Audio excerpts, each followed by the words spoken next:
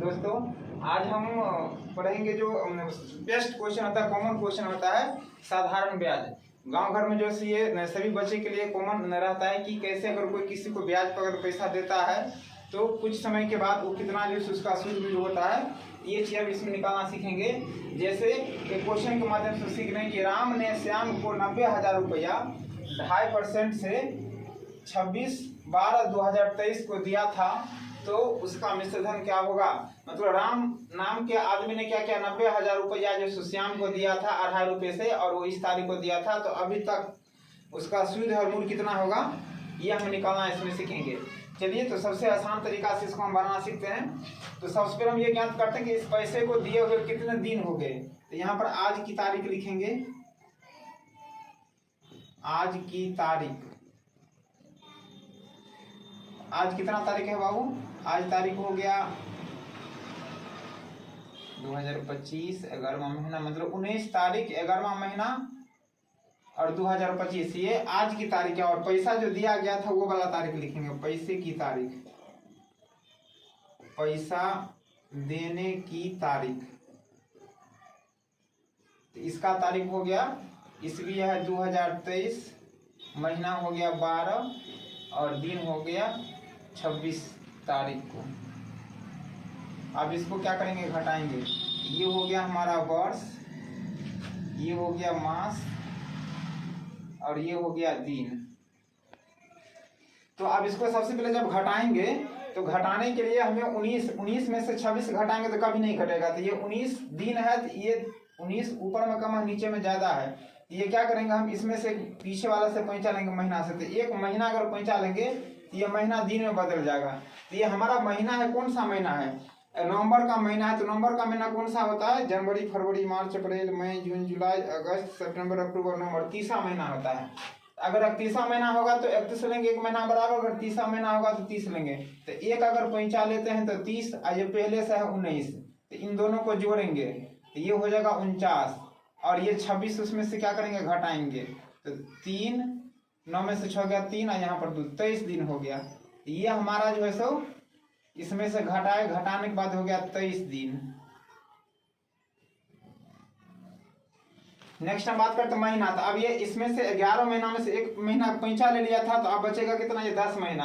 तो 10 में से 12 नहीं घटेगा, तो ये क्या करेंगे, इसमें से पैंचा लेंगे। तो एक पैंचा लेंगे तो एक वर्ष होगा, तो इस वर्ष को महीना में जब बदलेंगे तो एक वर्ष में 12 महीना और ये पहले से है 10 महीना। एक तो पैंचा ले लिया था तो 10 महीना बचा, तो 12 और 10 हो गया 22, और 22 में से 12 को घटाएंगे तो कितना बच जाएगा, यहाँ पे 10। ये 10 महीना बच जाएगा हमको। तो यहाँ पर हो जाएगा 10 महीना, या मास एक ही होता है। अब यहाँ पर कितना है, 2025 है, तो इसमें से भी एक पैंचा ले लिया गया था, तो अब 2024 बचा। तो 2024 में से 2023 को घटाएंगे तो ये हो जाएगा 1 वर्ष, अर्थात 1 वर्ष 10 महीना 23 दिन।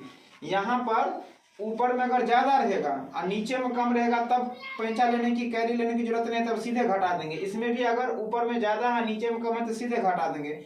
ये पैंचा उस कंडीशन में लिया जाएगा, कैरी उस कंडीशन में जब ऊपर में कम हो और नीचे में ज्यादा हो। समझ में आ गया। अब हम इसको क्या करते हैं, टोटल जो सो मास करते हैं कि टोटल महीना कितना हो गया हमारा।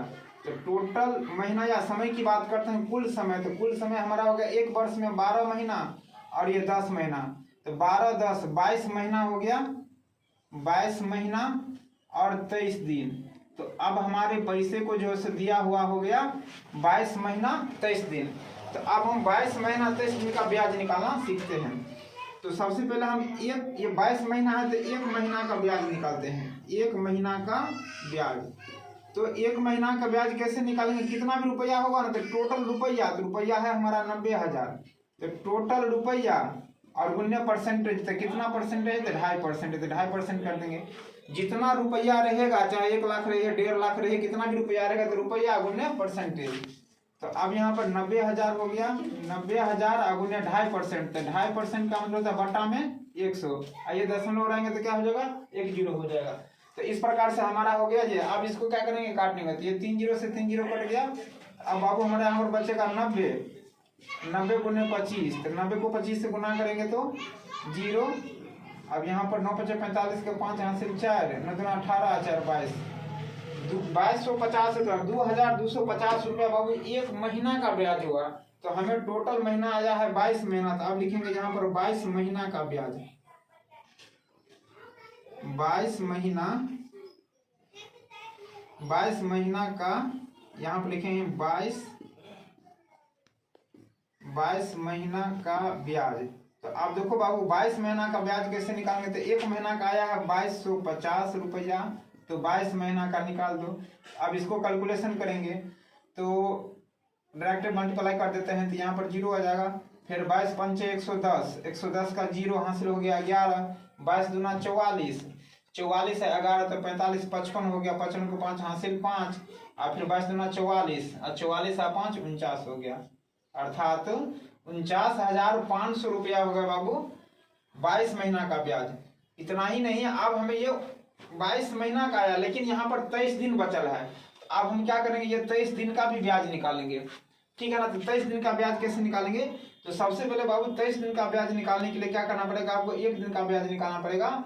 तो एक महीना का ब्याज में अगर 30 से भाग दे देंगे तो वो एक दिन का ब्याज हो जाएगा। तो 23 दिन का ब्याज, 23 दिन का ब्याज, 23 दिन का ब्याज कैसे निकालेंगे। तो एक महीना का ब्याज कितना आया है 2250 रुपया। अब बट्टा में 30 से भाग देंगे तो ये हो जाएगा एक दिन का, और टोटल 23 दिन है तो 23 से मल्टीप्लाई कर देंगे, 1 0 से 1 0 और 3 से इसको काटेंगे, 3 7 21, 22 और 3 5 15, मतलब ये हो गया 75 गुने 23। अब देखो अब इसको गुना करेंगे, 75 को 23 से गुना करते हैं तो 3 5 15, 7 21 22, और फिर 75 गुना 150 हो गया, मतलब 5 2 7 1725 रुपया हो गया। 23 दिन का ब्याज क्या हो गया 1725 रुपया। तो अब हम लिखेंगे अब यहाँ से कुल ब्याज, कुल ब्याज। तो हमें यहाँ पर कुल ब्याज, एक ब्याज होगा 22 महीना का हो गया 49,500 रुपया, अब प्लस ये हो गया 23 दिन का ब्याज 1725 रुपया। तो अब हमें टोटल ब्याज होगा कितना 5 2 7 और 5 12 का 2 हासिल 1 9 10 1 11, 51,225 रुपया हमें निकला 22 महीना 23 दिन का ब्याज। तो हमें क्या करना है बाबू, शुद्ध मूल्य दोनों निकालना है, मतलब मिश्र धन निकालना है। तो मिश्र धन का मतलब होता है मूलधन प्लस ब्याज, मिश्र धन का मतलब होता है मूलधन प्लस ब्याज। तो हमारा मूलधन कितना है, मूलधन है 90,000 रुपया, 90,000 प्लस ब्याज हो गया 51,225 रुपया। तो अब दोनों को जोड़ेंगे तो 5 2 2 3 को संख्या हो गया, फिर यहाँ पर हो जाएगा 1 और फिर 9 5 14, मतलब बाबू यहाँ पर 1,41,000 रुपया क्या हो गया 1,41,225 रुपया हमारा शुद्ध मूल्य दोनों हो गया। समझ में आ गया बेहतर तरीका से।